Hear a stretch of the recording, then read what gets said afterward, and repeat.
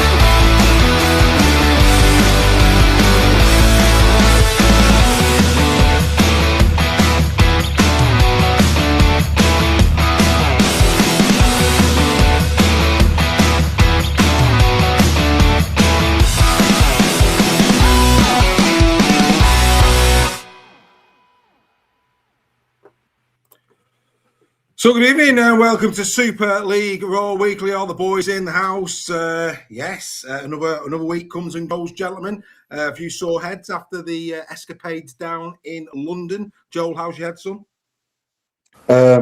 All good now. I had a bit of sleep today, can't lie. But yeah, all good. Yeah, feeling good and ready for this, that's for sure. Yeah, it was a tremendous weekend down there with the Super League Raw community. Old friends and new, of course. It was a great spectacle. Shame you weren't with us, boys. How are you, Mr. Sale? Yeah, well, good evening, everyone. Good evening indeed. Mr. Nixon, you okay? All very well, sir. Hope everybody else is.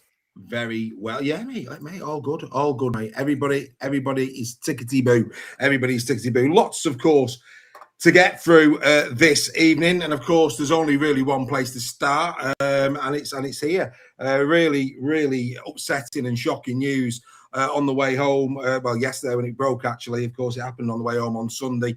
John Kear sadly passing away. No details yet have been announced in terms of the full reasons as to what happened there, but I'm sure Joel, of course, you were there with us. Shocking news, mate. Yeah, this one's really upset me. This because John Kear has been he was a friend of my brother's. Or my brother knew him anyway. That's for sure. Built some houses for him over the years, and got to know him quite well. And he was such a very beautiful soul, a pure gentleman. You know, somebody who you were very privileged to meet and know. I met him a couple of times, and always had time to talk, have a picture, sign an autograph, whatever you wanted. He was the man for it. And when you lose people like John, our hearts get very saddened. And of course, it's never the same as the family and the closest of friends, but we do feel the pain and we feel for you. Our thoughts are with you, all of the family. And we just hope and pray that you can, have the time that you need and celebrate his life. Yeah, I said to you, Steph, I think it was yesterday when we had a quick chat, quite eerie now, really, to listen to the commentary on Saturday, knowing what happened only 24 hours later. It's shocking, isn't it? The most shocking thing about it, isn't it, that we were only listening to him on Saturday, and then 24 hours later, he's gone. But as Joel said, one of the greats of rugby league, a truly tremendous bloke. Had the privilege of being a former championship club, and John coaching at Batley for all that time. He coached against us loads of times, but one thing with John, he was always respectful of everything. But I think the most thing that stands out was his voice. He was in the same ilk as Ray French and Jonathan Davis. If he spoke, you knew it was him. You'd recognise his voice from a mile away. And it's quite fitting, really, that the Challenge Cup final was the last game he commentated on, because he was the Challenge Cup king, wasn't he? That was his thing, and it's a real sad day for the sport. And like Joel says, our thoughts with his friends and family, but also for the wider rugby league community, who've lost one of the best there was. Absolutely. Reggie, like mentioned it there. Did Steph one of my favourite games in rugby league, the '98 final, because it was that the last time we had the true magic of the cup potentially. I don't know, but it was a great game. If you watch that back now, you just don't know how Wigan didn't win that game. They were pinned on Sheffield's line for the last 10 minutes. Well, it seemed like an hour. And it was a fantastic win. A real shot in the arm for the game as well. He got the tag of the underdog to John Kear, and he did really well with the teams that he had. He went to Wakefield and saved them from relegation. He took Hull to Wembley and they beat Leeds. That famous last second try under the post. Was it Paul Cook who scored it? So and personal for me, that 98 Cup final was one of the first few dates I took my now good lady wife on, and we enjoyed watching that game in a pub in Warrington. So that has extra special memories for me, that one. But yeah, echo what the lads said about him being a rugby league legend. That voice, when you heard that voice, you knew rugby league was on the TV. I saw the news. Was it yesterday? And I thought that I was listening to him 2 days ago. So a real shock. I say thoughts go out to the family, and echoing what all the other lads have said tonight. And then the rugby league community said the same thing as well. Yeah, Steve Rush there. John was one of his teachers at primary school, so I can imagine that it's hit anybody, of course, who was taught by him. I remember Frank Hawley, a linesman. He was my teacher. He passed away a couple of years ago now, so I know how it feels when one of your teachers was a part of rugby league and revered so much and passed away. Right, I mean, earlier on today, caught up with Mark Applegarth. Of course, Mark was coached by John on numerous occasions, and this was Mark's tribute to John. Yeah, well, firstly, condolences to Dawn, his wife, and obviously the family. It's come as a surprise to us all, hasn't it? I was just tuning in, listening to JK on Saturday, commentating on the cup final, and as I say, just tragic, really, and thoughts with the family, and what a man. I don't think there's words that I can do him justice with. He was one of the most genuine people that I knew, very honest, great coach, great mentor in that sense, but more importantly, just a great human being. And came as a shock to all of us, and genuinely one of the most genuine men in rugby league, in my opinion. Yeah, listen, I had John twice. I had him at Wakefield. In fact, he was the coach that got rid of me at Wakefield. and he gave me some really sound advice then as he were getting rid of me. And then I had him again at Batley when I came back from Australia. And, when I were coaching and Wakefield sacked me, he was the first person on the phone, making sure that I was doing well. And then likewise, when we had a real successful year at York, he was always the first person on the phone, just on that sense too. And, he wasn't just there when the times were good. More importantly, he was there when the times were down, making sure that I kept a level head. And that was just a mark of the man. He'd been there and done it all. And always offered you what you needed to hear, not what you wanted to hear. I think they were a better coach, in my opinion, for them couple of minutes just before you go out, ready to go into your game. I thought you were excellent. As I say, just a lot of lessons that you can take in how he conducted himself. And then the stuff I still base my coaching on now that I probably picked up off John without realising it. And as I say, it's really important when you're coaching, you be yourself, you be authentic. And part of me being authentic is some of the mentorship that I got off John as a coach and as just as a mate. Finally, from me, last word on John, and my condolences to you as somebody who knew him well. I'm a great believer in legacy, and the legacy of us all are the minds that we can enrich and the hearts that we touch. And it's fair to say that John did that in the great game of rugby league. And generations to come might not realise it, but they'll also be taught some philosophies that John, put into people like yourself. It's fair to say he's cast his net very wide in rugby league, hasn't he? Yeah, definitely. And I think if you look at probably his most famous victory with the Sheffield Eagles one, wasn't it, against Wigan Warriors 98, if I remember right? Yeah. Did it again with FC. So he's known as a bit of a cup final king. Loved an underdog. Very good at getting a group to believe in themselves, and probably back well above their average. And nothing but fond memories of him. And I'm sure after reading a lot of the tributes that's come out, that's felt throughout the rugby league community, isn't it? It is. Well, he'll wish you well for the weekend, and so do I, mate. Go well. Cheers, guys. Thank you. So there was Mark, and I don't really want to add anything further. Mark knew him well, knew him intimately well, and it's only right that Mark gives that tribute to John. And tomorrow, of course, we've got Championship Rugby League with Craig Lingard. Craig was his assistant coach. I can imagine that's going to be quite an episode tomorrow, Championship Rugby League with Craig Lingard and myself, and I know that he will want to pay tribute to John as well. So that's one not to be missed. That'll be 7 p.m. tomorrow, Wednesday, as always, on our YouTube channel. We wish John's family nothing, but all our love and support, of course, as a rugby league family. And I just hope that John enjoys this week's rugby league up there with friends that he's lost. And I'm sure he will be sitting down. And as he did on Earth, he championed our great game of rugby league. I'm sure he'll do it up there with the crowd, as it were. So good. What can you say? Absolutely. I'm still numb, boys. I'm still numb. I can't believe that. It was.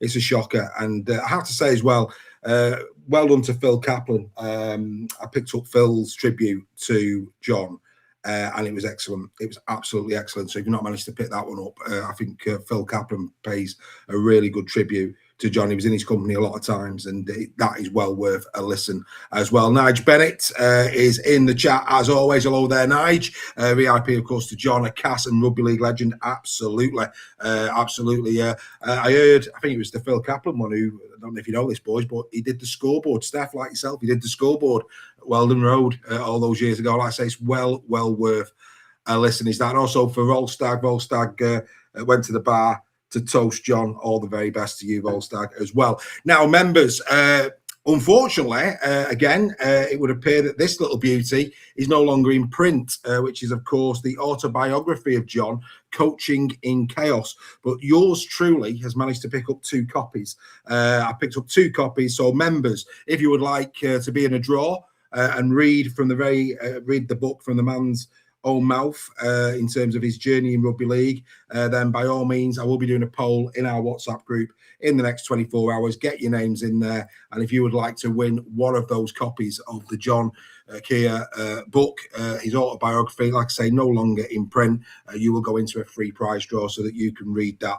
And in the spirit community, when you finish reading it, maybe you might offer it to another member. I don't know. But anyway, they will be available from tomorrow. Right, okay. Let's get into some rugby league debate and chat. There's plenty to talk about, chaps, and of course that's what John would want, the great game of rugby league to continue to be debated with respect, which is what we're going to do this evening. And of course, May has come and May has gone, and we have two contenders for Coach of the Month. Those are Sam Burgess and Willie Peters, both of course winning all three games in the month of May.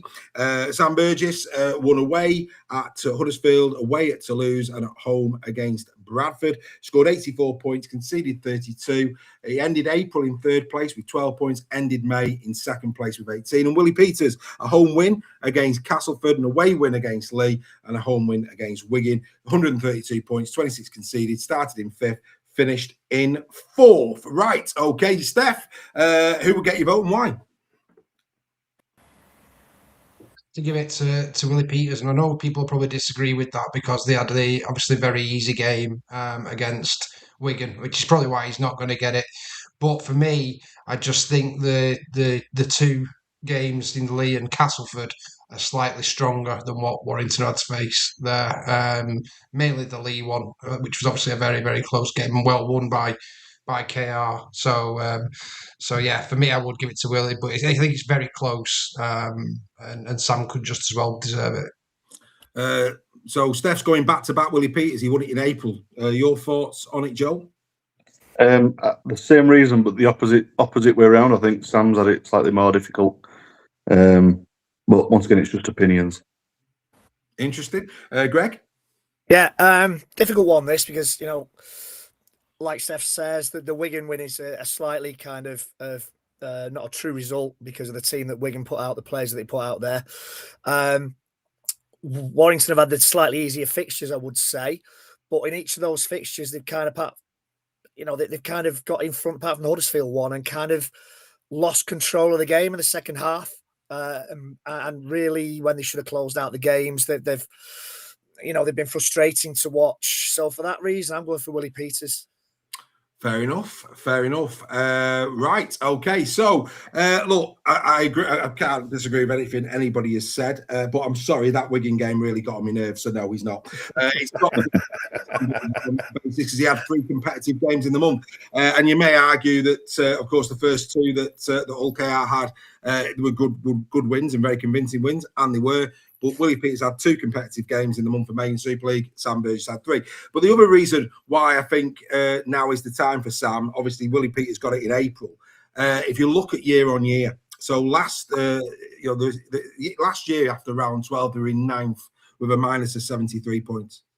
This year they're in second with a plus of 180 after 12 rounds. Now that's pretty impressive. They've got the least errors in Super League with 84, and they're the third highest try scorers this season. So, like I say, had Willie have played a competitive Wigan team and won, it'd have walked it, absolutely walked it.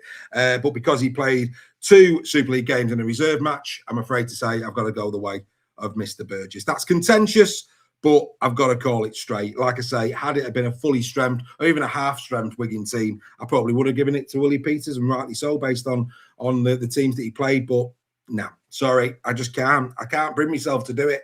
Like I say, and before people say you're biased with Warrington, if another coach had won all three games with a better record than the Warrington one, they'd have probably got it instead of Burgess. But Burgess was the only one that got three. That's why he's got it. Simple as that. Like I say, year-on-year improvement is pretty good. I don't know, boys. Am I wrong to do that? No, it's correct. That game should have never happened. You're with me, Joe, but I'm looking at Steph. Steph's filthy. No, I said it's very thing. I totally understand the reasoning behind it, but that wasn't Willie's fault, was it? No, it's not. So that's it's very, very close, and you've got to pay credit to Sam as well. You can only beat what's in front of you as well, in terms of those oppositions. So I've no problem with Sam getting it, but I just think Willie had it slightly tougher. I think the year before he loses that game in Toulouse. I think Warrington of 2025 probably lose Oh, that yeah. game. Probably, I mean, yeah. Right, let's get into the team of the month. Now, again, we've just said that a little bit about Sam. I've been fair with the team of the month. I have, to take your point, Steph. The first two games that KR had, how well were he? Who played well in those? And like I say, the third game. So I've not been as harsh. I have been harsh, but not as harsh on this one. But anyway, here comes the team of the month for May. Here it comes. Team of the Month is sponsored by David Presley as Elvis. If you want your wedding all shook up, contact David Presley today. It's time to announce the Team of the Month for May, and at fullback is Toulouse Olympics Ollie Ashlbot. 4 tries, 4 clean breaks, 20 tackle busts, 2 dummy runs, 56 carries for 464 metres. He's been in 2 Team of the Weeks. On the wing is Josh Charlie of the Lee Leopards. 6 tries, 7 tackle busts, 6 clean breaks, 16 tackles, 49 carries for 413 metres. He's been in 1 Team of the Week. In centre is Warrington Wolves' Josh Smith. 2 tries, 1 assist, 5 clean breaks, 13 tackle busts, 51 carries for 458 metres. He's been in 1 Team of the Week. Alongside him in centre is Hull KR's Petter Hiku. 1 try, 5 try assists, 2 clean breaks, 3 tackle busts, 48 carries for 335 metres. He was our man of the match in one of the games. On the wing is Maker Sivo of the Leeds Rhinos. 5 tries, 15 tackle busts, 6 clean breaks, 1 offload, 43 carries for 379 metres. He scored a try in every round. At standoff is Brodie Croft of the Leeds Rhinos. 3 tries, 2 try assists, 1 clean break, 4 tackle busts, 36 carries for 218 metres. He's been in 1 Team of the Week. At scrum half is Lee Leopards' Lachlan Lamb. 1 try, 4 try assists, 5 tackle busts, 8 kicks in general play, 46 tackles. He's carried the ball on 32 occasions, and he's been picked for his consistency throughout May. At prop, and what an impact off the bench he's been, is Caius Faitili of Wakefield Trinity. 4 tries, 13 tackle busts, 50 tackles at an 89% efficiency, 31 carries for 235 metres. He's been in 2 Team of the Weeks. At hooker is Brendan Hands of Toulouse Olympic. 2 try assists, 143 tackles at a 94% efficiency, 3 tackle busts, 4 dummy runs, 79 metres made. He's been picked for his consistency. At 10 is Lee Leopards' Joe of Hengawi. 1 try, 79 tackles at a 96% efficiency, 13 tackle busts, 55 carries, 376 metres made. He's been in 1 Team of the Week.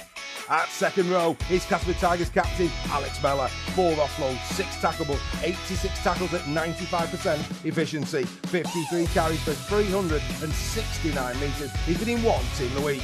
Alongside him will be Leeds Rhinos' James McDonnell. A try, an assist, 105 tackles, 8 tackle busts, 39 carries for 256 metres. He's been in 1 Team of the Week. And at 13 for the second month in a row is Warrington Wolves' Ben Curry. 1 try assist, 3 tackle busts, 117 tackles for 91% efficiency, 36 carries for 234 metres. He's been in 1 Team of the Week. And on the bench this month is Casper Tigers' Jason Gary. St Helens' Alex Walmsley, Frankie Holton of the Leeds and Trey Lolacio of Wakefield Trinity. This is your Team of the Month for May.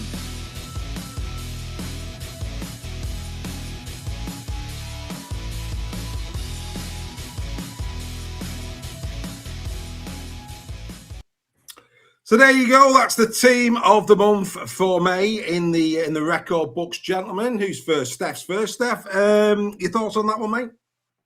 Yeah, really, really solid team. I think that would be a very competitive team in Super League, wouldn't it?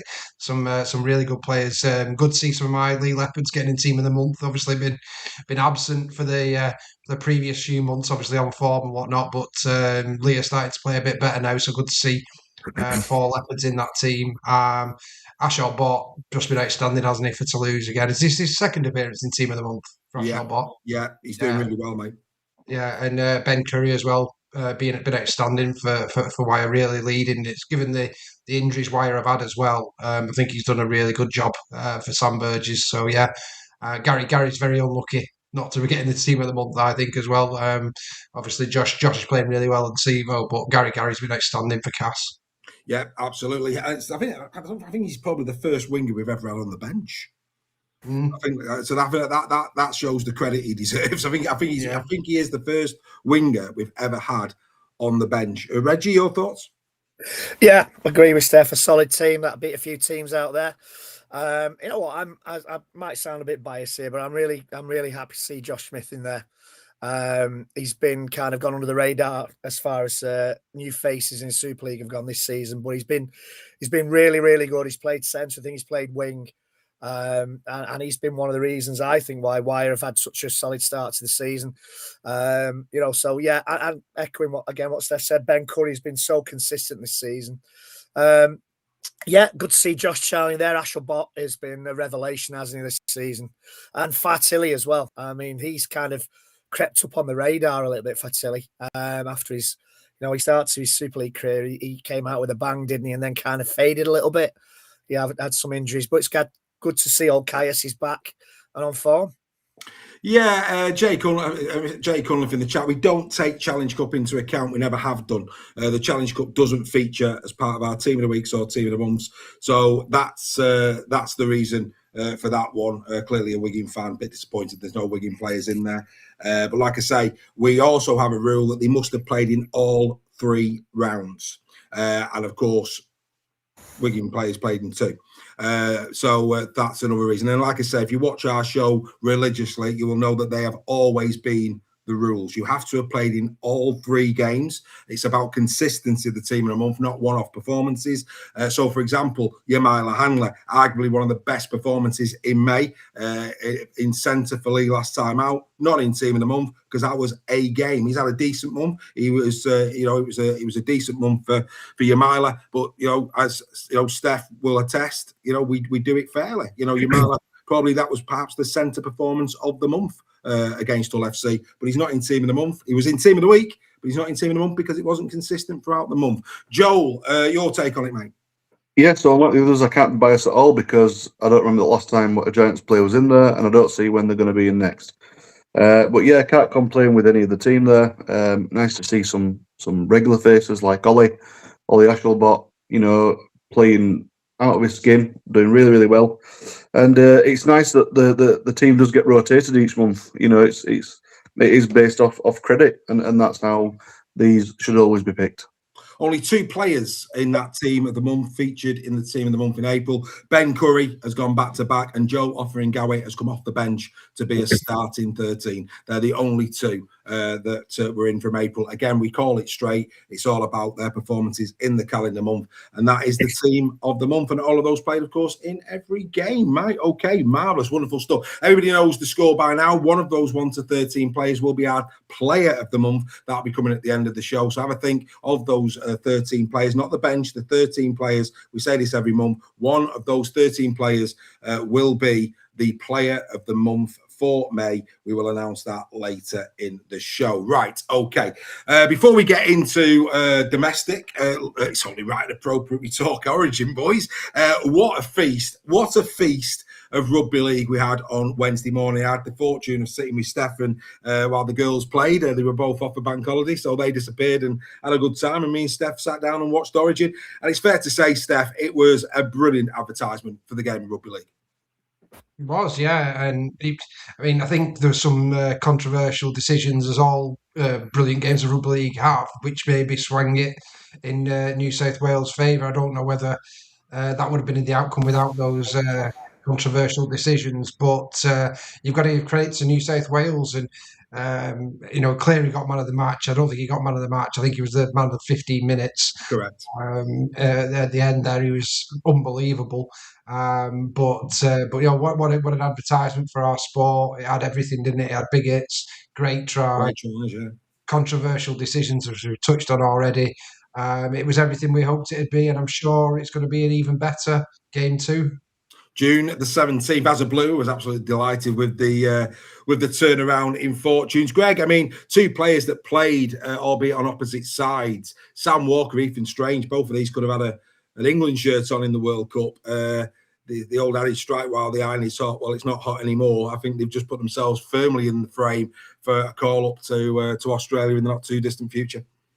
Yeah, and as a Maroon, I'm absolutely filthy still.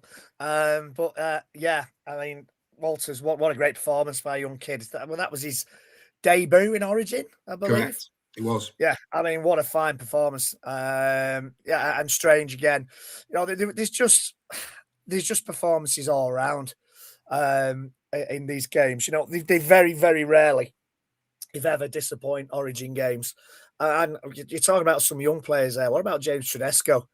Yeah. I mean, comes back into the frame and does what James Tedesco always does, and wins a game right in the dying seconds. You know, he's got that magical touch, James Tedesco, of being there when it matters. He's been a great player. Ponga's send off, yeah, probably was about right. But you know, I think that probably did swing it in the way of New South Wales towards the end, because Queensland really didn't recover from that decision, and New South Wales kind of were deserved winners in the you know, over the 80 minutes, I think. I think the sending off was crucial, and Joel, of course, you know, that was a decision that Ashley Klein made alone. The video referee said yellow, and he overruled it to a red. You don't see that often, and he's coming for a lot of flack down under for having the conviction to say, in his opinion, it was a red. Did you see that as a red? Because there's no doubt about it. I think if Ponga doesn't go off, I think Queensland probably get through to the end and win the game.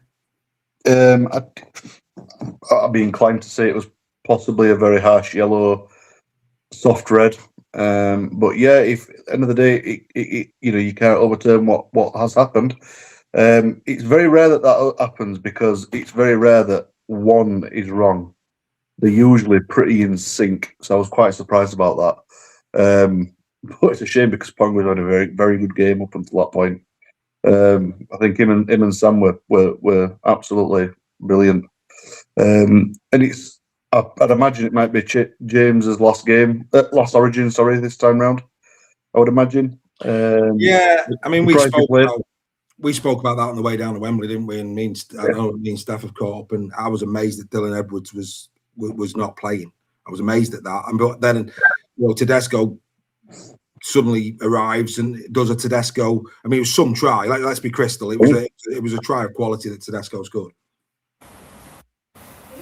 I mean, yeah, absolutely was. Yeah, he's a world. He's an absolute worldie of a player. Yeah, it's why he's been so successful in the game. The thing is, you know, he's like any player that's been there a long time. You know, he doesn't have to do lots of good things. All it takes is one magical moment, and it turns the game, and that can definitely happen. And that's I presume why James gets put in the side. Yeah, it'd be interesting to see what the selection is for game 2. I mean, Steph hinted at it. Let's Nathan Cleary, don't get me wrong, as he says, 15 minutes, very, very similar to the grand final 2 or 3 years ago, where he single-handedly got Penrith the win in the last quarter of an hour. Again, here this time with the Blues jersey on, an incredible 40-20, took his try well, lovely, lovely kick for the Tedesco game. He really, that last 15 minutes, it was the Cleary show. I didn't see him as man of the match, I have to say. Don't get me wrong, he was influential in that last 15. Steph, who did you see as man of the match in it? The centre for New South Wales, Ethan Strange. Yeah, I thought he had a great game. I think we've mentioned it when we were watching it together, how well he was playing, and he got 2 tries, I think, on the night. So for me, he was the man of the match. Strange.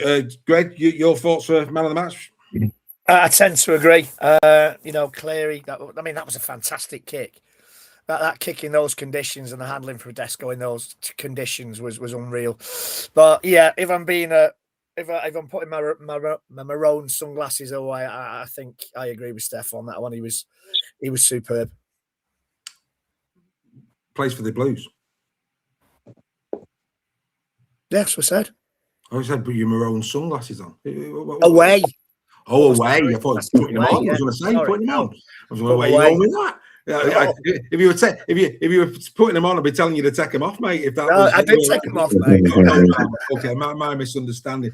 Joel, I mean, who do you give that one to, man of the match in Origin? Yeah, I've got to agree. It probably would be Strange, but up and before, you know, New South Wales started to turn it on, I thought young Sam were in for contention for that, because he were That is probably one of the best games I've seen him play, I think. And I fear for him now, because that means he's got to have a really good game this next time round. But yeah, it has to go to Strange only purely because he was the best blue on the field, I think. There, but yeah, that Cleary one is that's a very Super League-esque thing to do. Is give it to the easy option. Yeah, absolutely. Yeah. Craig in the chat saying they can't play for Australia. They play for England. They're not playing for England, so they can play for Australia. But the whole point is England should have nabbed them. You know, if you're going to bring AJ Brimson over for the Ashes, I mean, Sam Walker's not been under the radar. He's been over the radar for 2 years. I mean, you know, even Strange, don't get me wrong, that was exceptional. An exceptional performance. He's just put himself right front and centre. But Sam Walker's been very good for the Roosters for a couple of seasons now. From my perspective, I actually think that Cleary was probably the 4th best player in a blue shirt. I go as far as to say that. I thought Strange. Hudson Young in second row was exceptional. And Cameron Murray, when he came on, completely changed the middle. Completely changed it. His tackling was ferocious in the middle and really swung it in terms of just because I thought New South Wales in that first half, because of Ponga, because of Walker, they looked quite fragile and they were conceding meters very, very easily down the middle. And then they changed it. And of course, Cam Murray came on and that really did tighten it up and just allowed New South Wales to stay in touching distance. So like I say, for me, Cleary was about 4th best. He wasn't even in the top 3 for me. So I was very, very surprised. I think if the game was called at half time, it would have been a toss-up between Ponga and Walker. I thought they were unplayable for the first 20 minutes, I have to say. But to back you all up, June the 17th, get it in your diary now. That's an interesting point you make, though, there, Dave, because for Cam's defensive effort, then yeah, he would get it, wouldn't it? But you never get given it for defensive efforts. Now you've got your bunnies glasses on. But yeah, it was an incredible performance from him when he came on. And don't get me wrong, Patrick Carrigan was the same. I thought when Carrigan come on for the Maroons, he had a good game as well. But anyway, must see TV June the 17th. And if you haven't watched the first one, what have you been doing with your life? Make sure you catch that. Make sure you watch it. Like, absolutely sensational, wonderful stuff. Just again, our condolences to Wakefield Trinity as a club, because of course not only have they had the passing of John, they've had the passing of Jeff Oakes as well. So they've had a double whammy this week in terms of former coach and a former player departing, both with Challenge Cup history.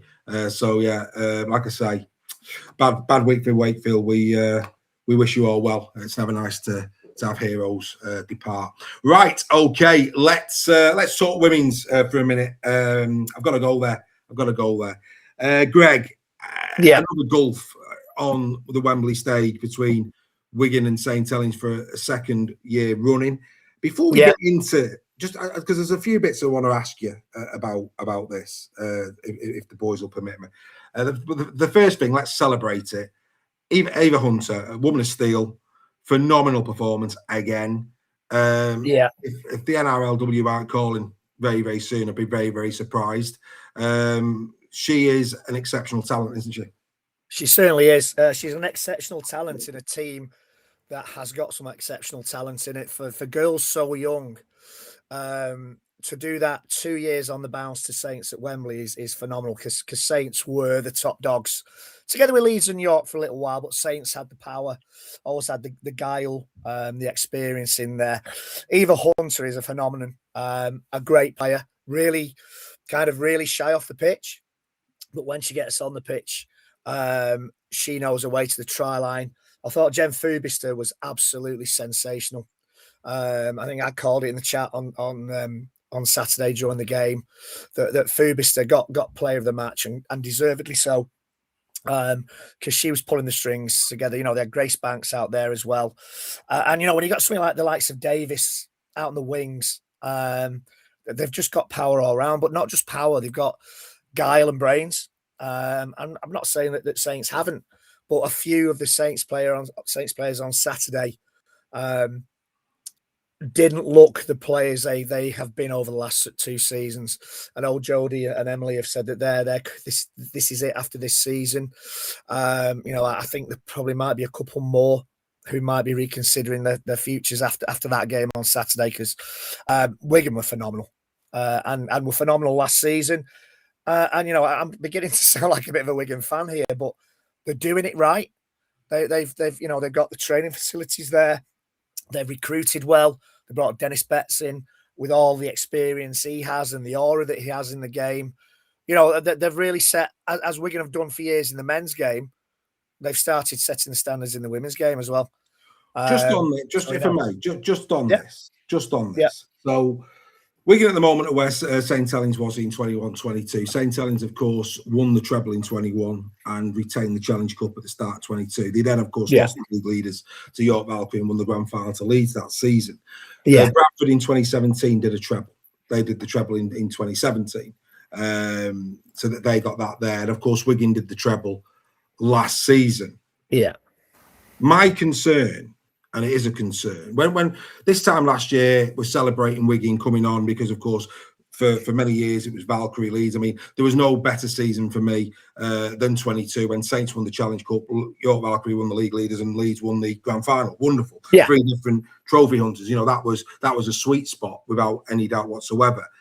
I see Wigan doing what has not been done. I see a second treble this season, and that concerns me because it's one of those where we want the women's game to grow, but this Wigan team look like they could just wipe the floor for the next 2 or 3 years, and from a growth perspective and eyes on the sport perspective, that could be counterproductive.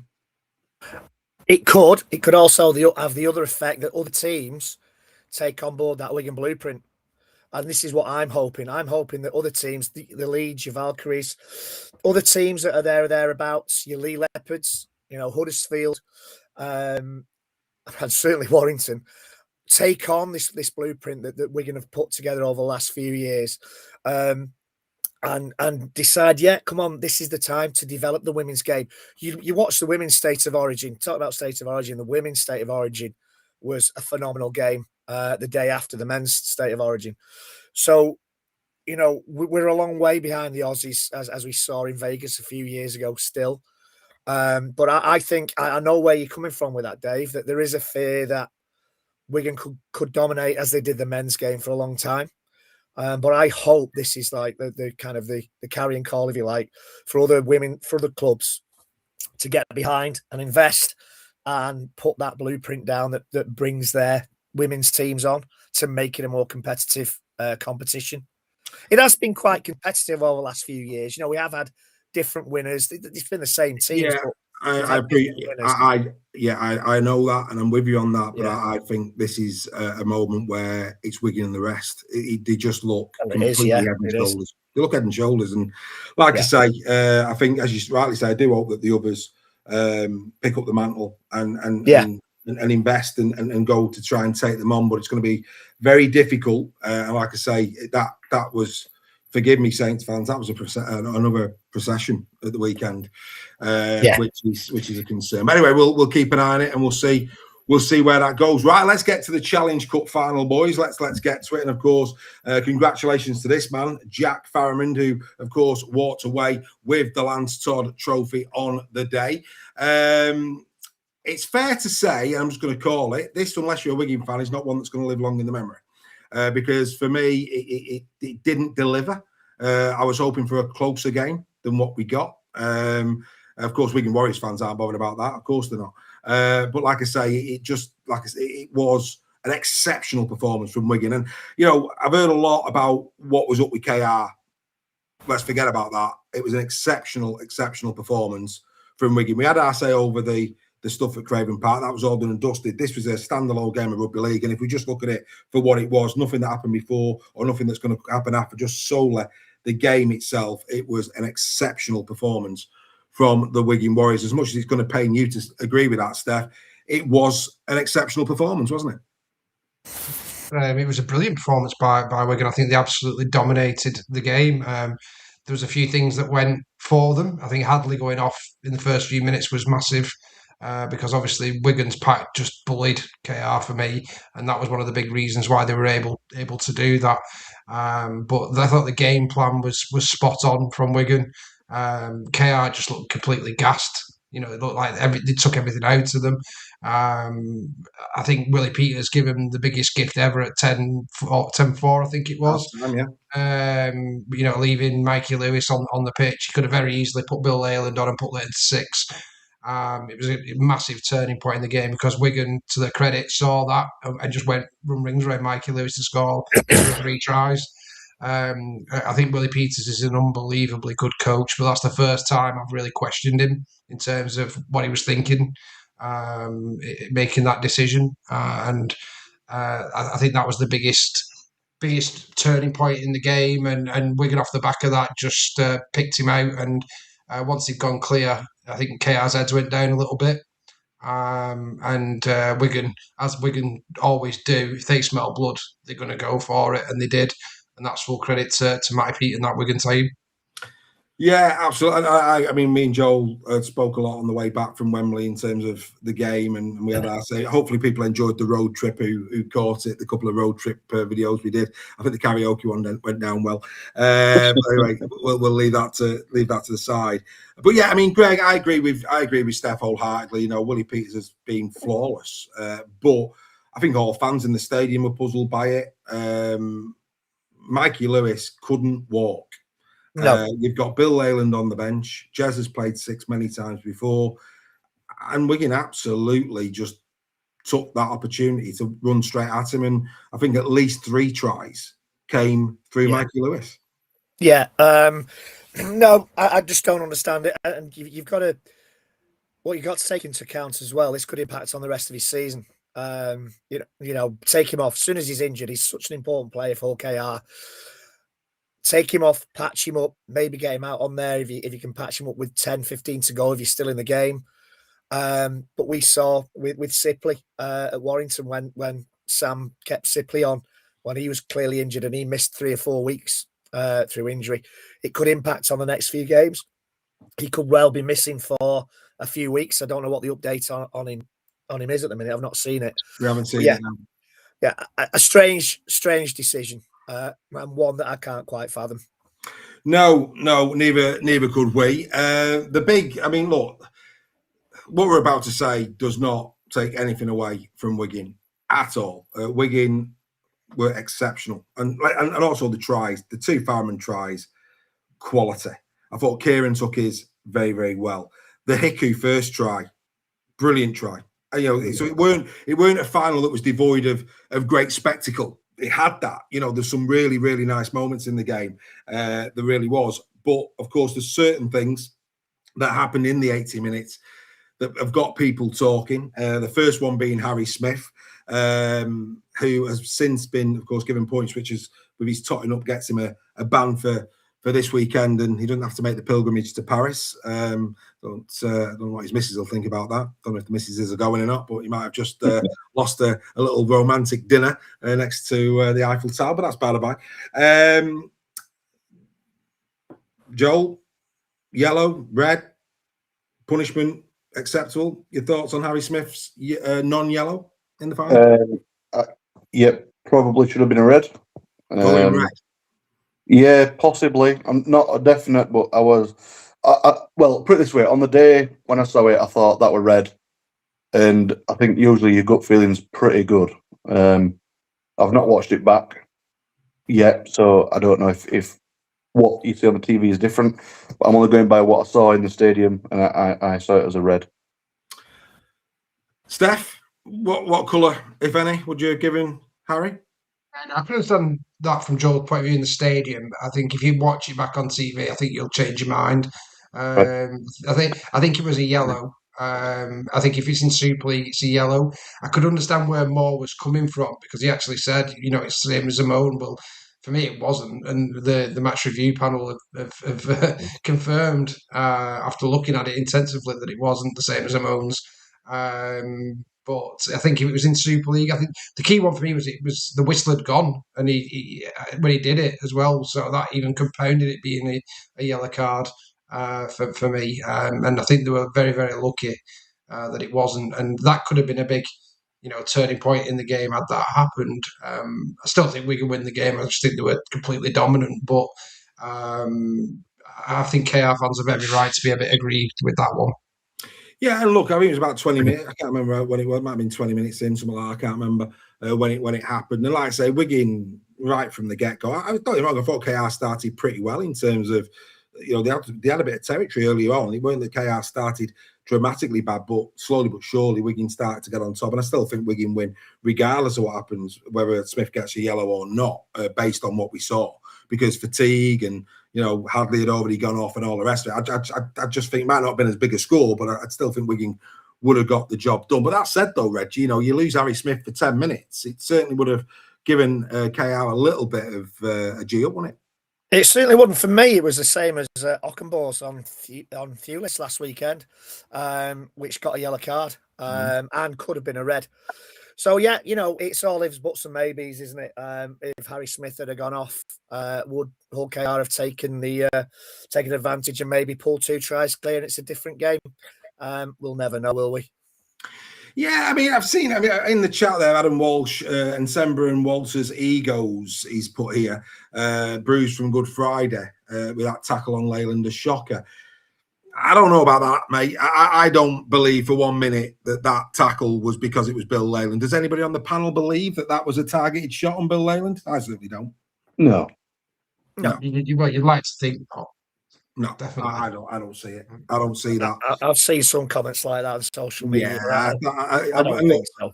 We call it straight. I don't. In the heat of battle, I don't think those type of things go through people's minds, and then for them both to be in the same position and have the same thought process. No, that's just. Dear me, even JFK was that would give JFK conspiracy theory a good run for its money. That one, but no, I don't see that one. Back quite frankly, but like I say, Harry Smith for me, yet again, not for the first time. Lucky boy. But let's talk about Walker and Nsemba incident. I don't really want to harp on about it. It is what it is, and the match review panel have dealt with it. But another lucky man for me is Junior Nsemba, Joe. Massively. So when it happened, when Sam Walters had hold of him, he had every opportunity when Nsemba came in to let go, and it would have probably lessened what happened. But as regards the intent behind it, I don't think it was to intent to do what they did and hurt him. But Junior most certainly should not have come in the way he did, because he was already lifted up as it was.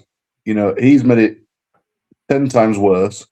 If it was up to me, I'd have given them both a red, because even though they didn't necessarily know what each other were doing, they were both in there with the tackle.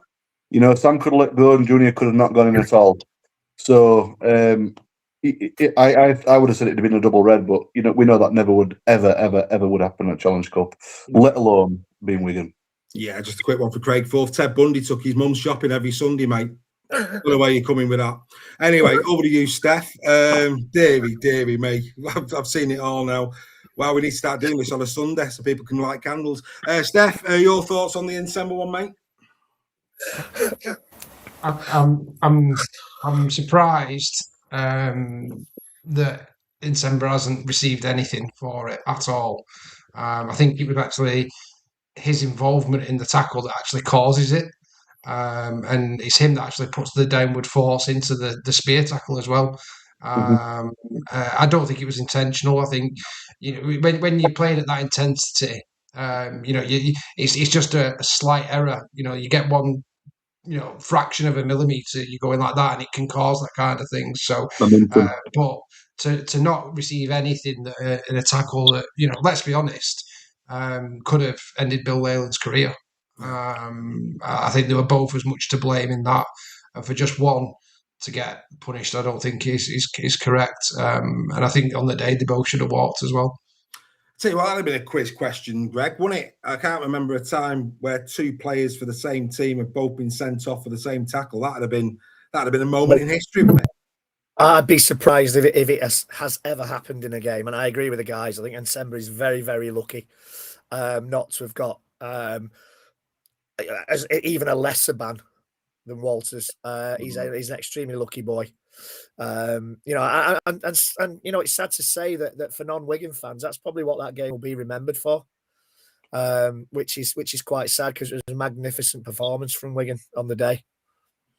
I don't think, like I say, if you're not a Wigan fan, as a final, it doesn't live long in the memory. It's certainly not a '96 Bradford Saints type of final, is it? And it's not in that, or a final like the Sheffield one we spoke about earlier on, where it's an iconic one. Such was the nature of the win. It was a shame, really, because I was especially because of what happened the week before. I was hoping and praying it was going to be a toe-to-toe ding-dong, where we come away going, wow, regardless of who won it, just going like we did Origin, where we just go, wow, what a game of rugby league that was. But unfortunately, it wasn't. Albeit it was a masterclass from Wigan. It really was a masterclass from them. And now, of course, it's where the KR go from here. We were saying this in the build-up. In terms of, I think, and again, forgive me, Joe, but we spoke about this in the car. So if you want mine and Joel's view, go and watch our road trips back. We cover all this on the road trip, but we'll get Steph and Greg's view on it. KR have been in the ascendancy now for 18 months. They've looked like Teflon. They've looked very, very easy on the eye, very, very good. And now, of course, one of those trophies that have been in the trophy cabinet is now gone. This now is that next chapter for KR. It's one of those where when the sun is shining, happy days. Now one of the trophies have gone. It's how are you going to back it up? They've got a tricky game against Wakey this week. Do you see it the same way, Steph, that now we're going to learn even more about KR? Oh, definitely. But I think you only learn through a bit of adversity as well. Sometimes it can do sides good to have a bit of a good hiding, a bit of a kick up the backside. And like I say, I think from a KR's players' perspective, I don't think they did much wrong in that game. It was, like I say, a very unlucky injury to Hadley. Mikey Lewis, one of your main playmakers, goes down. Your coach makes a terrible decision to keep him on, and I think Willie's got to own this loss as much as any player. For me, in terms of his decision making in this game, and I'm sure he will take that on board as well. But KR aren't a bad side overnight. There's plenty of teams. If you don't turn up, Wigan will put 40 points on. That's pretty. We can say that about every team in the league, basically. I think KR will learn from it. I think they're still going to be in the grand final this year. I think Wigan and KR are by far the two best sides. Maybe Leeds could be the ones that stop it for one of those two teams, but I see it as very much a 3-horse race, and Hull are very, very much front runners in that. Yeah. I've submarine Carl Varley. Thank God you're okay, mate. I've been a bit worried about you, I have to say. I'm really worried about Carl. I hope he wasn't too filthy with me opening graphic. The dogs and walking and all that kind of stuff. Sorry. Bit of satire, sir. Bit of satire. A little bit of humour. That's all that is. Nobody has championed the Robins more than I have in terms of their performances in the last 18 months. But, yep, it was 2 hours at the weekend. Reggie, same again. We are gonna find out a little bit. And look, and let's be fair, I'm talking to the 0.1% there of KR fans who call them big dogs. The rest, I feel your pain. It was a tough loss. Reggie, your thoughts on KR? And KR makes a good point. They lost against York and then bounced back with a World Club Challenge. They've got enough quality and personnel in that squad to do exactly that and bounce back. And as we said in the opening titles, now it's the race for the Shield, and they're very much in that race. Of course they are. Yeah, they're not out of it by a long way. They've had adversity at the start of this season, and they were just getting back to something like the form of last season. Not for a minute do I think they'll do what Warrington did last season and just go on a spiral after losing the Challenge Cup. I think it is a massive test of character. It depends whether Mikey Lewis is missing or not, but they have got other players who can fill in. Injuries permitting, that they'll still be there, and at the end of the day, they've still got a chance to be at Old Trafford. So I agree. I agree with Steph. It's a test of character that they've had already. Tests of character this season that they've come back from. So yeah, I'm if I'm a Robins fan, I'm not that worried. Yeah, Merton PayPal in the chat there saying KR's pack isn't good enough to take him further. I mean, we've got to remember that Jai Whitbread wasn't there. Of course, he didn't travel. Pangai Jr. has now come into the squad as well, who looks a lot fitter. And Pangai Jr., if he can get back to his NRL form, that's a hell of a pickup. We didn't see any of that at Catalan. And again, you'd like to think, we're talking about Willie Peters. Willie Peters would not have brought Pangai Jr. in for me if he didn't think that he could get him back to those levels. So, I don't know. I think we'll have to wait and see. I think what surprised me the most was they were fallible down the edges. But I think that again comes back to the decision to leave Mikey Lewis on. I really do. And like I say, interesting, very interesting. Well, let's bring the little lad out because he also wanted to have a little chat with us about Wembley. Here we go. What Would Oliver Say is proudly sponsored by South Coast Lane Carpets. From shag pile to vinyl, nylon to wool, you are guaranteed to find the right fit for your home. Contact them today and tell them Oliver sent you.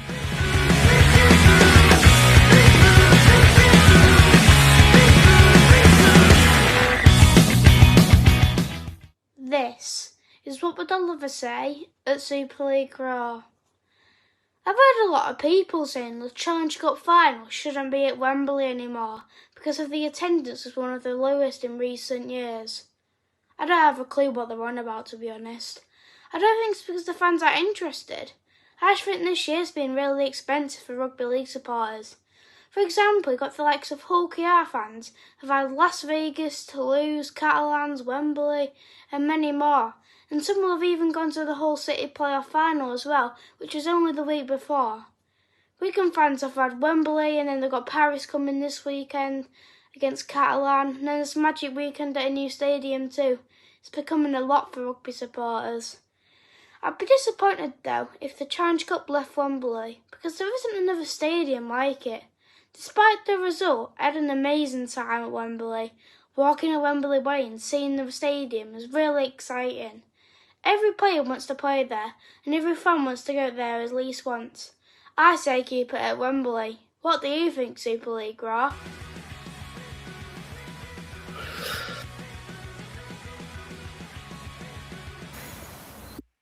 So what do we think Super League Raw? The question has been asked. Reggie, your thoughts? I agree 100% with what Oliver said about rugby league. It's becoming a very, very expensive game for supporters. Thinking a lot about this since the weekend. You know, as he says, KR are at Vegas, Wigan are at Paris. We've got Magic Weekend. Supporters are paying for 2 trips down to France. So I agree with him. Will it stay at Wembley? I think is the contract up next season? Yeah, 27's at Wembley, then we'll have to see. Yeah, is it a case that Wembley might turn around to the rugby league and say you need to find somewhere else? That's a real fear for me. But when you think about it, you've got lower division playoff games with lesser crowds than the Challenge Cup has been this season and over the last few seasons. There doesn't seem to be as much of a fuss about that. So yeah, do we want it to stay at Wembley? It's a difficult one, isn't it? Because that isn't a good look for rugby league, having a stadium that's almost half full. Should it go on the road for a few years? I don't know. I really don't know the answer to it. Wembley's a great experience. I know Steph loves going to Wembley. You think it's a great tradition. You've said before. Would it be better going to Spurs, which is 60,000, or the Hill Dickinson, which is 52,000, to fill the stadium? You know, it's a big question that the RFL and BBC have got to kind of decide on over the next 12 months. I think with Wembley as well. Steph? I think if you're not playing at a Wembley, scrap it completely. Get rid of it because it's a failing competition anyway in terms of before the quarterfinals. So the magic of the Challenge Cup is the option to play at Wembley. It always has been. I'm incredibly biased in that because of my family history with the Challenge Cup at Wembley. But the way I look at it is it's fine for Wigan, for St Helens. You think if someone had told me you were going to take that moment away from me and my family from 2023, then we couldn't have gone to Wembley and seen that. I look at clubs like Wakefield, supporters there who've never seen it. The Hull KR, how much that meant to them in 2024 to win it, 2024, 25 when they won it. It's not about the competition, it's about that stadium. If you speak to any Australian who comes over, it's all about playing at Wembley Stadium. When I was there for the Tottenham one, because Lee were there in the 1895 Cup, and it was great. It was a really, really good day out, but it wasn't Wembley.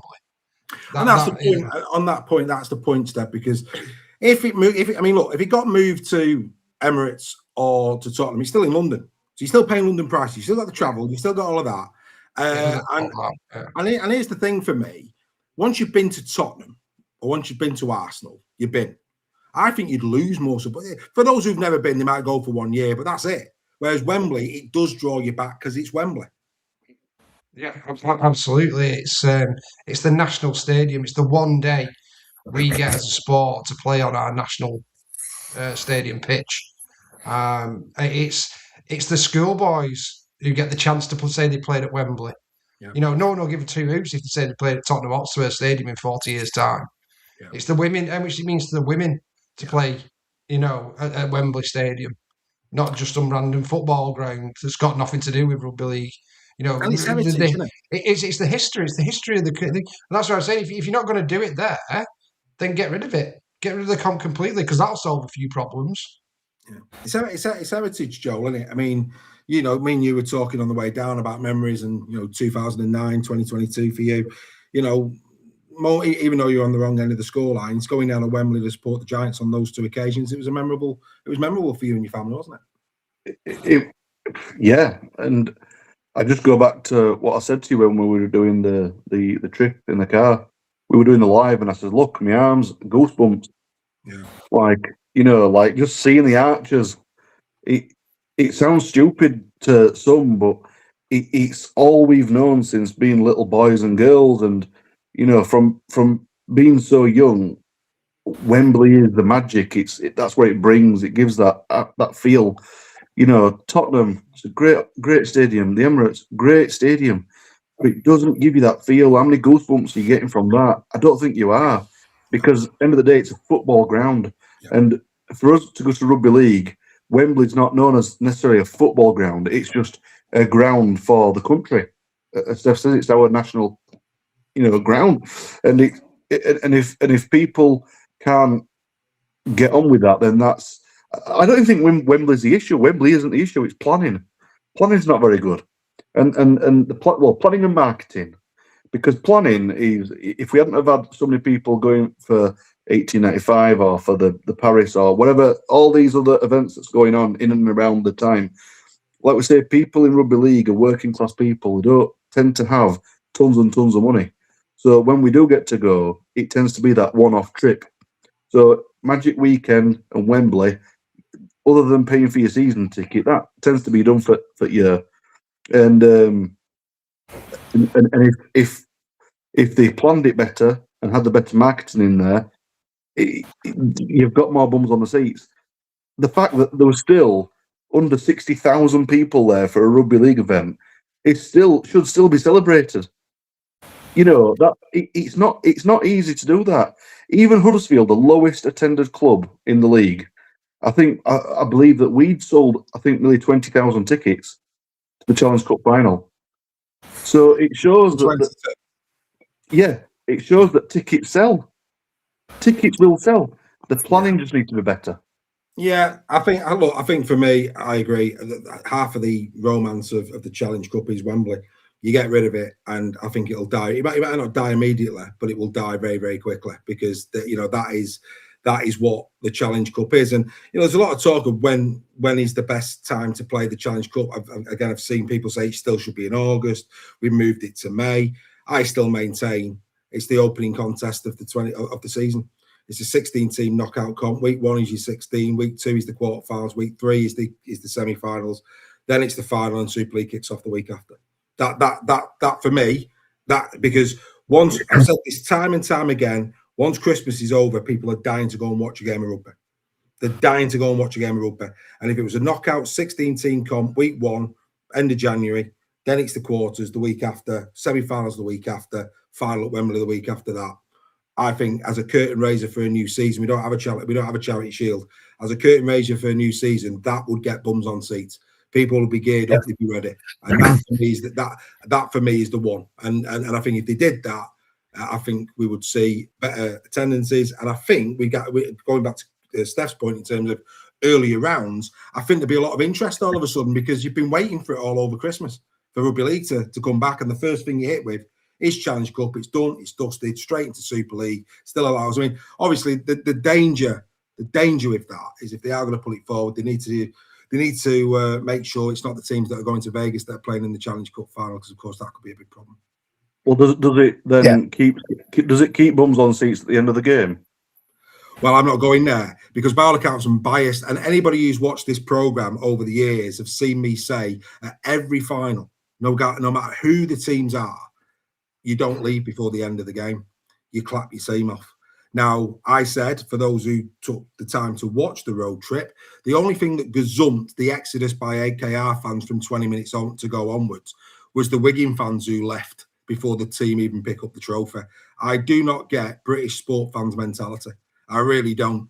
You know, at the end of the day, we had Dawn in our crowd and she was dancing. And I've got a video of Dawn dancing with congratulations, Wigan Warriors behind her. She's a KR fan and she's dancing in the aisles, enjoying herself because that's what Rugby League people do. It's not about bias. It's about, I just don't believe, regardless of shirt colour, including my own, and I call out my own club as well, and people know me well enough to know I would do, you don't leave before the end of a rugby match.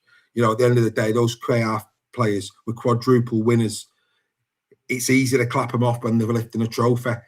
They need you more when they're down on the haunches and they've just been absolutely done by Wigan. That's when they need clapping off. That gives them a feeling of sense of purpose, ready for the next game. I'm just saying. And I'd say exactly the same if it was Lee, if it was Warrington, if it was St. Helens. I don't care what the skirt colour is. When your team loses, that's when they need you the most to clap them off. Simple as that. And like I say, it was only gazumped by the amount of Wigan fans who left early. Why, I don't know. You're not getting away from Wembley quick. Before your teams even pick the trophy up. Just don't get it. I don't get it. And it's in all sports. It's crept into British culture. What happened to last one out, turn the lights off? What happened to that? You know, I'm not being funny, but that's what I kicking people out. Eh? You used to kick people out. Yeah, well, me and Greg have already said if our team ever won grand final, we'd be in sleeping bags the next morning, and the cleaners would be sweeping us up with a brush. But that's by the by. That won't be happening anytime soon. Never going to happen, mate. Look, at the end of the day, that's not. I'm not having a go at the club, and I'm not having a go at those fans who stayed behind. But look, I'm probably getting told off by people who did leave. But I'm sorry, you stayed. Steph, would you ever leave if your Lee Leopards got to Wembley? That's Lee against Wigan. Would you have clapped your team off at the end? Yeah, I would personally, yeah, because it's not about that, especially with the Challenge Cup in Wembley, because it's not about that 80-minute game. It's about the effort that's gone in to get there, and you know, the bits the players have done, you know, before the final and the engagement, and it's you know, I think every team deserves to be clapped off regardless of the result. Like I say, it's a British culture thing, isn't it? Yeah, but I also think that this is, you know, you pay your money, you vote however you want. If that's how you decide that you want to think, I'm not saying it's right or wrong, but it's your prerogative. I don't think it's right. I would stay to the end, but you pay your money. It's your choice, isn't it? It is about choice. Now I say there about Warrington fans leaving at the same final. I just said any fans, regardless of shirt colour. I'm just calling them all every club's got it. Every club's got it. But for me, it always sticks in my throat. I don't get it. I don't get why, as a culture, as a society now, we stay when we win. No, you know, your players need more support when they lose. Great believer in that. And look, like I say it for all teams. Every team's got them. Every team's got them. But, you know, don't shoot me when I call it out. It's just not. It's not acceptable, regardless of the shirt colour they've got. Completely wouldn't. I know Joe wouldn't leave, and Reggie same. So there you go. Anyway, there you are. That's the Challenge Cup final. Well done to Wigan. An incredible performance from Wigan. Now they've got to stay in the six. There's a lot of people hoping that they don't for obvious reasons, but something tells me they probably will. Let's get into this. Banging or hanging? Yeah, we'll start with hanging or banging, and of course, this is you know, we'll get into a little bit of this. Starting with Jack Brown, who of course has left KR and has now gone to Castleford Tigers. Reggie, good business this for the Tigers. Yeah, didn't he play? Didn't he come on at Wembley as well? Did I dream that? Or did he come on at Wembley for KR? Oh God, do you know what, mate? You asked me one person. I was a few down. He did. I think he did. Well done, Steph. I was a few down by then. Yeah, I didn't know whether I dreamt it or not. It would be a strange dream I've had. Yeah, I think it's good. It's good for him. It gets some game time. I think it's good business all around. Yeah, I mean, fair play to Ryan Carr. He's making the changes. There's no doubt about that. And Jack, he's been around. Played for a few teams as Jack Brown, 117 career appearances and counting. And they've signed him, as you can see there, till 2028. So good luck to Jack Brown. Joel, breaking news. The Robins Betfred Super League Round 2 fixture against the Wolves will take place on the 18th of August at 8 p.m. And that will, of course, mean that Warrington and KR now have the distinction of playing 3 games in a week. That's nice for them, isn't it? It's like Easter all over again. Remember those Easter days, Joel? No right time to play this one, Joel. Had to go somewhere. Did they pick the right spot? Well, no, because Super League Raw happens on a Tuesday evening. So that's true. Yeah, that was the worst decision they could have ever made. But yeah, you have got to get it in somewhere. The only thing I don't like about this is, and it's only just purely for the players, is they just don't have time to rest. They don't have time to recoup, and it can unfortunately come down with some injuries. We've seen this before in the previous years where we've had. It's even tough enough when you play on a Sunday and then you're back on a Thursday night. So for a Tuesday night fixture, how they're going to cope with that, I don't know. But then again, it's a squad game, so do we see some younger players getting some game time in there? Possibly, if that's the case, and it's banging. But I just don't like the idea of it being so close to another match. Yeah, well, I mean, the place that they put it, and again, is there a right place to put it or not? It was interesting to see where they put it because KR played Catalans at home, then Wire, and then Toulouse at home. So it's between the 2 French teams for Catalan. As for Warrington, they play York at home, then it's the KR game, and then it's Giants at home. So in a York KR opening game of the season kind of way, it does have a bit of a feel that it's been that the clubs have had the say as to where they see it. And don't get me wrong, this could easily backfire as it did for KR in the opening game of the season against York. But you just get the sense, based on the teams that are either side of that fixture, perhaps they've had a hand in actually where it is, and it's worked out from their perspective right for both teams based on the quality of opposition. And what I mean by that is, KR haven't got Leeds one week, Saints the week after, Warrington haven't got Wigan and Leeds, for example. They're playing teams in the lower echelons and they're at home in the main between it. So maybe, I don't know. But there you go. It is at KR, Nige. It is at KR. Right, okay.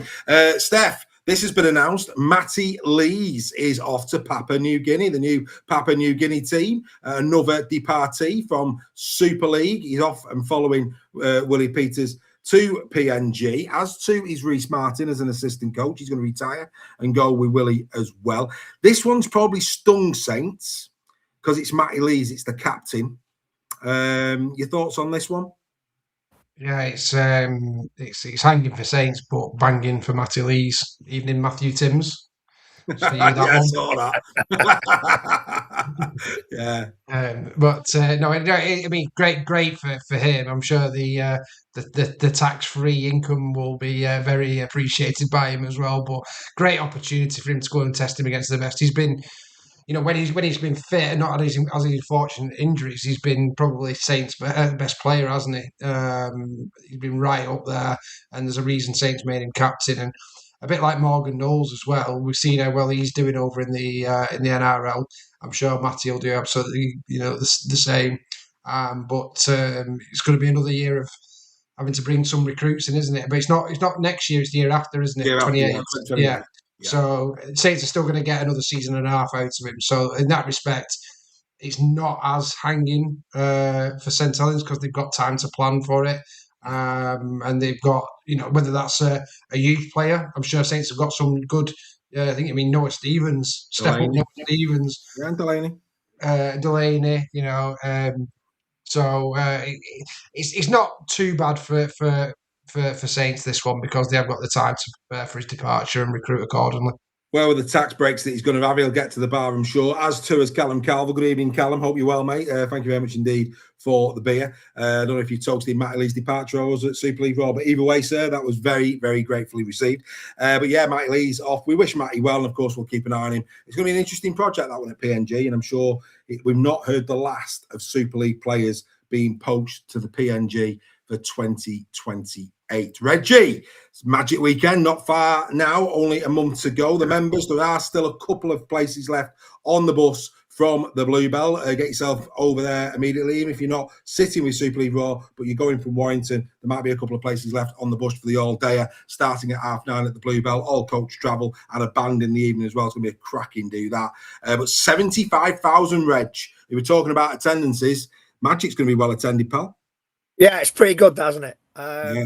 Is that over the week? Over the weekend, yeah, 75,000. Yeah, yeah. I think that's fantastic, and I think that Ashes Test match has had a lot to do with this this ticket sale, because it was a great event. You know, it wasn't the right result for England, but it was a sellout at the Hill Dickinson.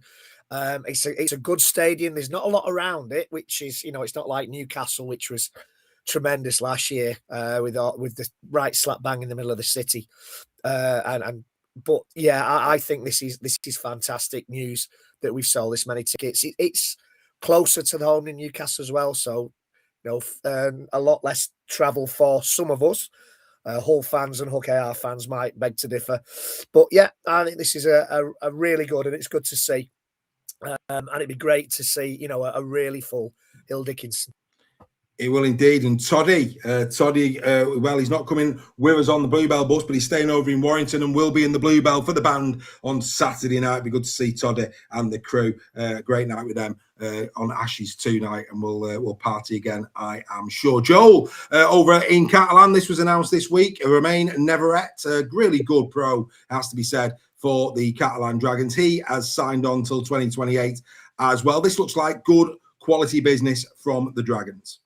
Absolutely, and retention can be as good, if not better, than having a new signing. And I think it's great when you've been playing well and you get rewarded with your extension. I think it's just testament to the bloke himself, and I'm very happy for them, because you'd much rather keep the players that you've got if they're doing a job for you.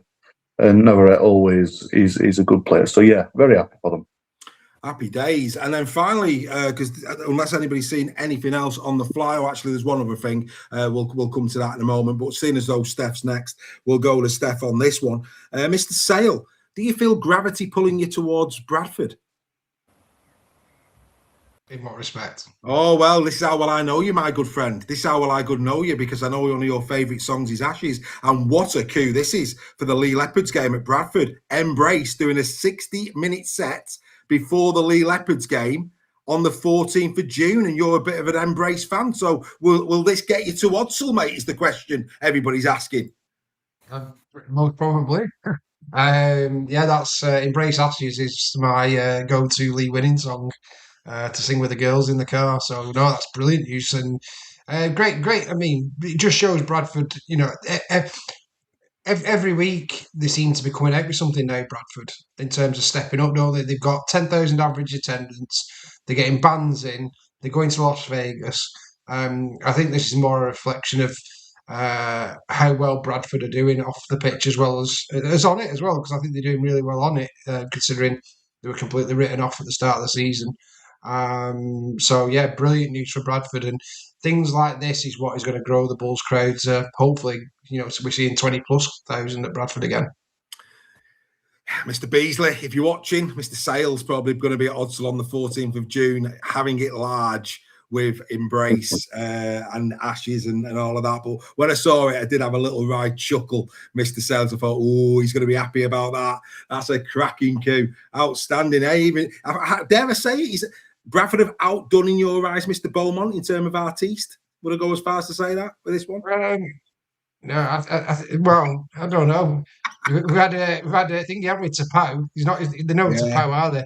I'm trying to think who Leah Vad's game for girls. And I think we've had the lottery winners in a sold-out concert at Lee Sports Village this week. Homecoming. Billy Ocean as well. You better red light spells danger. I still think we should have red light spells danger as their winning song, by the way.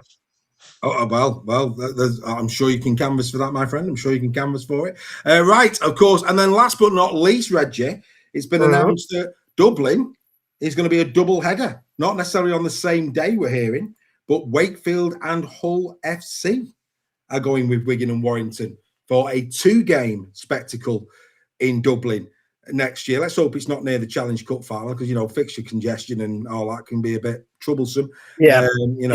The last few, imagine a Hull FC Wakey Challenge Cup final. I mean, they'd be filthy, wouldn't they? They'd be filthy if the Dublin game was the week before. Filthy they would be. I Warrington Wigan as well. That'd be filthy. Anyway, but yeah, good to see. I mean, it's an interesting one, this, because it's not magic. It's Dublin. It's moving a game, 2 games. We've heard people talk about the cost of all of these additional games that are being put on. Your thoughts? Yeah, it's not quite as far as Paris. It's nearer than Catalan and Toulouse. It's probably more expensive than London. Do you know what? Why not? It's an experience for fans. Dublin is a beautiful city. What stadium is it in? Do we know? Not been announced yet. By all accounts, it is imminent. It is imminent. Right. So depending on the stadium and the size of the stadium, it might be more productive to have it as a double header on the same day. No, that's been. I believe it's. Again, listening to a podcast, Saturday and Sunday's being rumoured. Right, fair enough. That if it's on a Sunday, it could very well be a bank holiday weekend. I would have thought then. So do you know what? Why not? If it spreads the good news about rugby league, I think we've had a few games in Dublin before. I think we had a Charity Shield game over there in the late 90s. I think it was, or late 80s. Certainly the early 90s. I'll get there in the end. But yeah, we've had games there before. So yeah, let's just embrace it for what it is. It looks like it's a goer. So it's going to be Vegas. It's going to be Dublin. Obviously, Challenge Cup back at Wembley. But yeah, it would appear that is on the horizon. Magic as well. Magic. Well, that's not been announced yet. I don't know what's going to happen where Magic's concerned, but probably in Dubai. I think there's a risk that Magic, if it goes to a 15-team comp, it could be interesting. Not that it changes the amount of games, but if it goes to a 15-team comp, maybe not. I don't know. We'll have to see, won't we? Yeah, Magic might get knocked on the head if it's a 15-team comp. Well, it's a 15-team comp. It's a 28-round comp, and then, like I say, so yeah, it will be additional one extra additional game, 28-round comp. Maybe Magic goes, and of course they'd then get a bye week, wouldn't they? Everyone would get a bye week, which again is good from a player welfare perspective. So that'd be interesting to see. Lots of things still to be decided over the course of the next few weeks and month. Of course, the TV deal, all the rest of it. Going to be very, very interesting indeed. But we're all looking forward to Magic Weekend. Can't wait for that. It's only a month away, which is going to be absolutely marvellous. Right, let's get to the player of the month. Let's get that out of the way. So, of course, this was the team of the month from earlier on in the show. Ollie Ashelbot, Josh Charnley, Josh Smith, Pata Hiku, Sivo, Croft, Lamb, Fire Tilly, Hans, Offa Hengawi, Mella, McDonnell and Curry. Who would get your vote, Steph? I am going to be a little bit biased in this one, but I'll justify it. I'm going to go for Joffa, only because I think he's carried that Leigh front row. No Robbie Mulhern. He's been absolutely outstanding for Leigh. If not, I maybe go for Caius Fertilli, because I think he's shown glimpses of his form from last year, and obviously scoring a hat-trick as a prop forward as well. It's a bit. I'm going to give the love in for the front row forwards this week. Fair enough. All-star Ben Curry going back-to-back. Yes, he has gone back-to-back, but we can only judge him on the month of May. But you're right, both he and Offa Ngowie, both have gone back-to-back, albeit Offa Ngowie has come off the bench, like I said earlier on. But yes, I can see where you're going with that. Bit of love for Curry, bit of love for Ashelbot. Kev Langman's going Croft in the chat. Charlie Jono. Greg? I'm going Ashelbot as well. I just think he's in superb form, so I'm going to put my hat on Ashelbot for Player of the Month. Mr. Scholes. Well, I've tried Ashelbot before. I think we're going to go Miller. I think it's been having Alex Miller. Yeah, I think we're having an outstanding season. and I think he's been a massive reason as to why Cass have been playing some nice rugby as well. So that's some big performances, as Alex, some massive performances. Right, okay. So as we do every month, here we go. Let us introduce to you the Super League Raw Player of the Month for May. Here we go.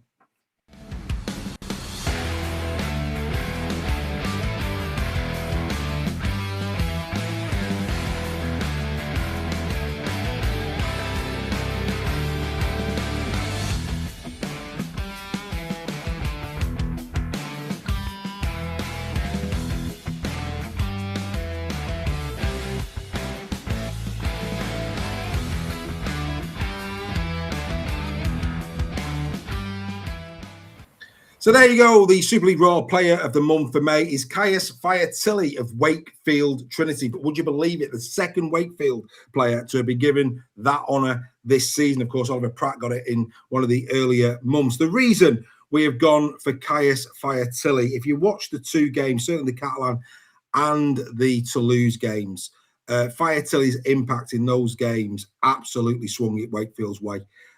So unlike any other player in that list of players, because like look at Ashel Bott, he's been in great form, but has he? They haven't won games. He's been brilliant as an individual, but has he had a game-winning impact? No. I think of that list of players, for me personally, only Caius Fiatilli has had an exceptional month where his performances have been critical to the eventual winners of a game. And in both, certainly the Catalan and the Toulouse games, I think his performances are immeasurable in getting Wakefield over the line in them too. And for that reason, I went with Caius Fiatilli. Anybody got any thoughts on that? Well, I did pick him with the yeah. I think he's been outstanding, Caius. Like I say, showing the form now he was last season. He's been a fabulous find for Wakefield. A really, really good player, and he's right up there with the best prop forwards in Super League for me. So well deserved. Fair play, Reggie. Happy with that? Yeah. And like I said at the top of the show, when you reveal the team of the month, he's come back into form. He started Super League, his career in Super League with a bang. He's certainly returned to that form. So no, when you put it like that, Dave, and you're right, he has been very influential. I have no arguments. And Joel, you're happy with the big boppers getting the just desserts, mate? You must be delighted. Oh, always, yeah. It just doesn't happen that often. So yeah, it's really, really nice to see it, and I'm really pleased for him because he's a great player. We don't have our favourites here at Super League Raw. Regardless of the shirt colour, if you're the best player in your position, you're in. And of course, we, like I say, second Wakefield player of the season. That's incredible. Incredible. Absolutely incredible. What's that? Why's that come up on the screen? What's going on there? Do that. There you go.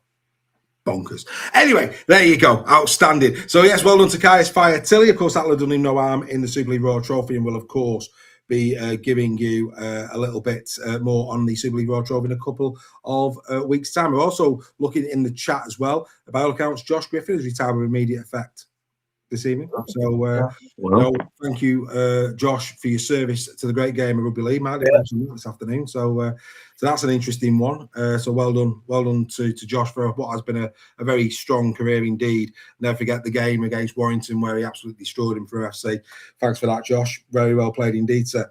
And also, I'm having on good authority that today is the second year anniversary of the passing of the late great Rob Burrow, and we should never forget that again.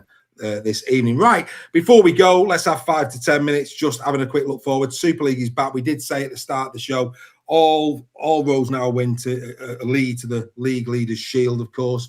This weekend, it starts off, the teams have already been announced, so let's have a quick look at these. These are the teams, Leeds and St. Helens, for this weekend. Now, I'm surprised, no Fafita for Saints. They mustn't have registered him in time for this one. He's not in the squad. Whether they're allowed to add him at a later date, I don't quite know. He has been unveiled today at the Brewdog, so that's an interesting one from a Saints perspective. Obviously, no Lockie Miller for Leeds, but Leeds are looking in really good fettle there. It has to be said in terms of their squad. They're pretty much now getting right back in terms of full fitness, and it has to be said as well that St. Helens also They've not got many out. Of course, the big one is that there's no Jackson Hastings, so we're expecting perhaps George Whitby to maybe return for this game, unless they go Johnny Lomax and leave Wellesby, which we're not going to debate that again. We've debated it until the cows come home.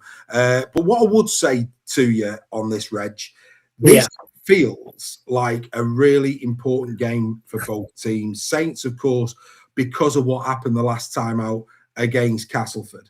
And from a Leeds perspective, the top of Super League, you do feel as if they will want to push on. I just get the feeling this is a really, really important game. Both have had a week off. I think this is a box office game on Thursday. It is. It's a game I'm really looking forward to. Yeah, you're right. They both had a week off, as you say. Leeds are there to be shot down, and Saints are good at shooting people down. I think Hastings will probably be a bit of a miss, but then Miller will be a miss as well for Leeds. Leeds home advantage, isn't it? I think that's a big thing. I think Whitby will play. I think Whitby will play in this. Just a hunch. I've seen some social media posts. There's a lot of feeling around the team that Whitby might start on Thursday. It's got hopefully it'll be a classic. And get Super League back with a bang after the break for the Challenge Cup. I think Leeds will edge it, though. It's going to be a hell of a game. Steph, I mean, you'll see there that Jack Bird's back, of course. Now, whether or not he's back or not, he might be touch and go this game, but he's in the squad. Has Harry Newman done enough to retain his position? Don't know, but Bird was playing really well, wasn't he? So, Newman, I don't think Newman's played bad. He's come back from Hull. I think he's had a few decent games. Like Reggie said, I'm really looking forward to this game. Saints are a bit of a bogey team for Leeds at the moment, aren't they? But headingly, that will be a factor as well. I'm sure that crowd's going to be, we're having the week off. Rugby, they're going to be in there in numbers for this one. And it's always when you mark in the calendar the Leeds Saints is a must-watch game, isn't it? So I'm really glad this has got the prime time Thursday slot, because I think it's going to be an absolute belter. And Joel, I mean, obviously, again, just going back to that Castleford game with St Helens, this probably for the first time, Paul Rowley may be under a little bit. Not only, I mean, again, the social media debacle ridiculous in terms of this is a team that's sitting third in Super League, and all of a sudden Rowley's got to go. It's just like, come on, behave. It's unbelievable. But we'll just leave that nonsense to one side. But you do feel they have to be better. They have to be a lot better, because another bad defeat against Leeds, all of a sudden, we saw it last year with Wellens. It could become very toxic all of a sudden on social media where Saints concerned. I'm just surprised you just said what you said, that the fans are already saying to have him out. Not all of them, probably 0.1%, right? But it's there. Yeah, but it doesn't surprise me, and that's the problem. But anyway, but that besides the point, man. It's just, when do you give up? It becomes pathetic, mate. But anyway, I think with Saints, it's become more pressurised, because they are having a better year, and they are sitting quite pretty up there. And to play against a team like Leeds, who are extremely strong, they're at the very top. Saints want to be where Leeds are, and they're not far off. So a scalp for them would really help with that. Not just the pressure that's on them, but also the confidence, because I think that all Saints need is a big win, and this is one of them for sure. This is probably one of the biggest. If they get this win, all of a sudden Saints become, the team that everyone doesn't really fancy playing, because we know what they've got in their arsenal. It's very good. The whole squad is excellent. I think the whole, any 1 to 17 that they put out, you wouldn't fancy your chances against them. And Paul Rowley is a fantastic coach, and we absolutely adore him. So I think that if they do come out on top, they have to be taken very, very seriously to be within the top 4 this year, coming the end of the year, and they've also got as much of a chance as anybody to get into that final. I think it's a great step forward for Leeds if they beat Saints on Thursday. A great step forward in terms of their ambitions for Old Trafford. You know, grand final, those conversations in terms of the eventual winner, they can come down the track. But I do think another win for Leeds against top 6 opposition, which Saints have been in good form. Let's be fair to Saints in terms of the league form. They've been very, very good this season. In adversity, now it's about delivering when the players are back and finding the right blend. But from a Leeds perspective, if they can go and get a good win on Thursday, bodes very well indeed for them. Couple of other games just want to talk. Of course, we've got Captain's Run as always on Thursday. That's back. So of course we'll get into the main detail around these games. A couple of comments in the chat over, the fact that there's no Sunday games. And I have to say again, what makes me giggle is there was a big ooh-ha, a massive ooh-ha over the KR and Wigan game the week before the Challenge Cup. Can somebody explain why Wigan and KR aren't playing on Sunday this week? Anyone? Well, the only thing is, it's not always in the fixture planning hands, is it? There's things who organised Paris the week after the Challenge Cup. Well, yeah, that you can't argue against that, can you? But for certain, the main reason why is because some grounds aren't available to be played, and then the clubs actually request what days they want to play to the RFL, and all that gets put into a big calculator thing to work out the fixtures. So it's never going to be perfect. I think ideally we'd all want one game on a Thursday, one game on a Friday, 2 games on a Saturday, 3 games on a Sunday, whatever it is, but all at different times. But unfortunately, it doesn't work like that because there's different reasons. And then you get club requests that they can't play on a Sunday and play on a Thursday, and there's all sorts of different things. It's the fixture planning is an absolute minefield, and the ones that criticise it should probably have a go at doing it themselves because I think they'd fail miserably. Well, I appreciate that. I mean, it's at Wakey, so the KR game's at Wakey, so I can't imagine there would have been an issue there. But in terms of there's been nothing said about the Paris game being the week after the Challenge Cup. Nothing.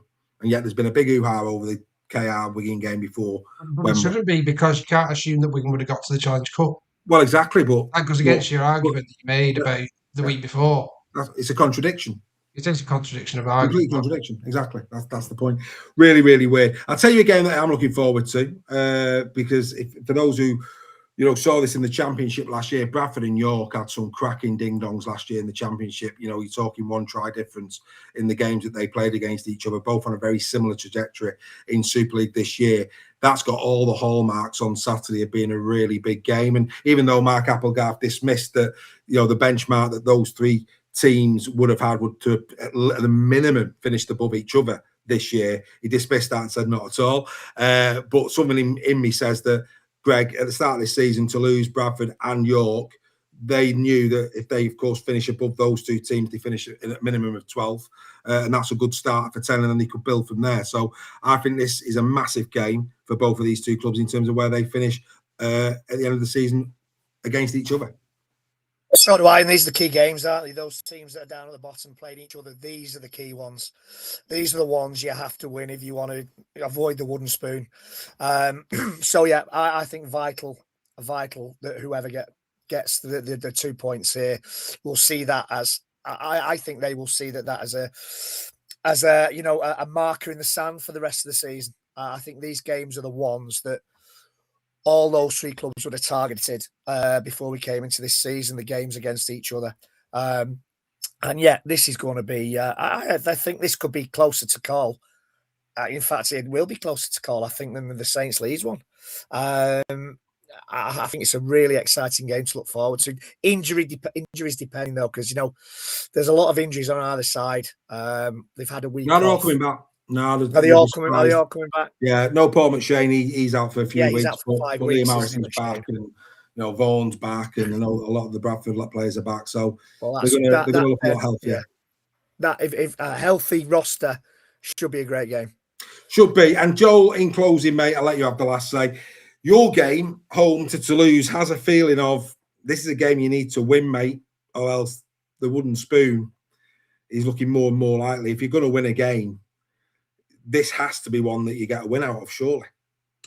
Well, it is looking likely, but the thing is, it is Jimmy's first game in charge. You know, it's not a guarantee that that would be the one that would get you the win. You would hope that you would get a bounce back, but the good, the positive that's going to come from it is that we're playing at the Flair Stadium, so we're going to be at Dewsbury. We're going to be at the game where we home for 2027. It looks like, mate.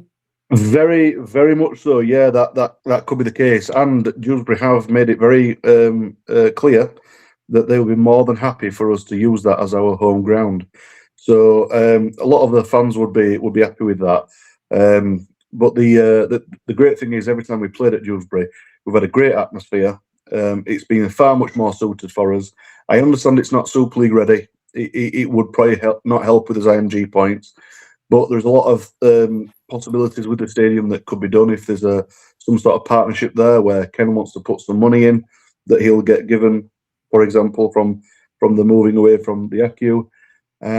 But the point is, for that game, it's going to be a good game. I'm glad that we'll have a chance to have some fans be able to chant. I think there's a lot of fans that are excited to go back to Dewsbury. We do like it. And it's within Kirklees. So it's technically kind of within Huddersfield's area, but Kirklees. Fabulous. So there you go. We'll go through that. Steph, do you want to come in, mate? I was only just making sure Craig didn't go watching Halifax. I spotted that. Yeah, I spotted that myself. Yeah. Imagine that. Final Hooters Grand Day out at the Shay. Turn up at the wrong place. That'd be comedy gold. But ironic that would have happened as well. You know, that would have been funny. Yeah. Well, actually, great to see the Hooters going out and watching the Huddersfield. Absolutely, brilliant. Saturday, that's outstanding. Of course, the girls have done that in the Tackle Talk group. They've been to York, and I know they've got other things planned as well. If you've not listened to Hooter or Tackle Talk this week, make sure you do. Great debates as always on both of them, and of course, don't forget tomorrow should be a belting episode of Championship Rugby League with Craig Lingard. I'm sure Craig is going to tell us a lot of tales that perhaps nobody knows other than Craig in terms of the late, great John Kear. That'll be very interesting indeed. So make sure you catch that tomorrow. The after show party is, of course, on, as always. So for those who want to go over to that, the link for that will go into the main announcements, and you can come and maybe drop in and have 5 or 10 minutes and discuss what we've been discussing. But of course, we will be back, as always, next Tuesday, 8 p.m. for more Super League Raw Weekly. Who knows where this week will take us, but one thing's for certain, we'll be watching every step of the way. Go and enjoy your rugby league. What's coming now is what you can look forward to this week and beyond at Super League Raw. From all of us on the panel, bye for now.